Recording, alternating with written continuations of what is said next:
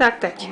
Petr má narozeniny, dostane dort a k dárku tuhle raketu.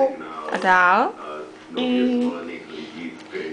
Petr kope s rýcem No. a hledá čerty.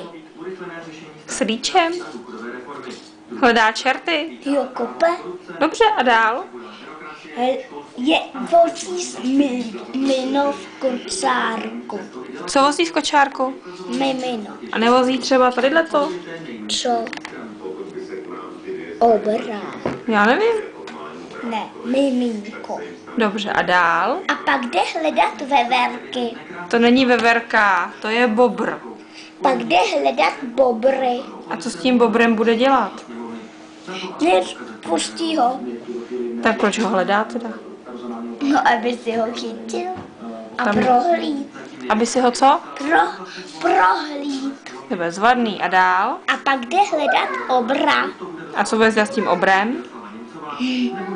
Jen si ho prohlídne. To už tady bylo. Tak jen mu usekne nohu. Dobrý, ale tam není R. Tak mu jen usekne ruku. No, to je lepší. Trochu morbidní, ale dobře. A dál? A pak jde hledat netopíry, aby je prohlídl. A taky je změří metrem, vezme si na to rukavice. A dál?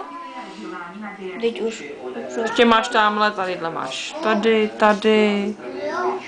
Teď jsem to No dobře, a ještě teď tam něco vynechal, co to je? hrožnový víno. Ne, to je rybíz. A tohle? To snad poznáš, ne? Tabák? Nebo rodák? Petr Co? Co? Petr si bere rodák a jde trhat tohle. A co to je? Když jsem ti to teďka říkala. Možná to už mi nepamatuju, to je moc těžké. Rybíz. A jde trhat rybíř. No vidíš, jak to hezky jde. Prima.